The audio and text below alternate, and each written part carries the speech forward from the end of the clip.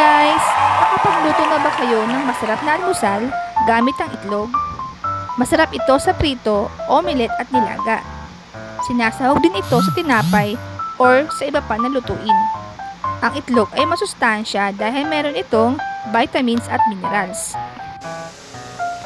Ano nga bang nauna? Itlog or manok? Ayon sa investigasyon, survey at research ng mga ilang scientist at philosopher, ang shell daw ng itlog ay hindi mabubuo kung walang manok at walang may lilimlim dito. At kung susundin ang Bible o ang theory ng creation na may dalawang hayop bawat uri ang ginawa ni God. Kayo, ano ba sa tingin nyo? Ano bang nauna? Itlog or manok? Maraming salamat po!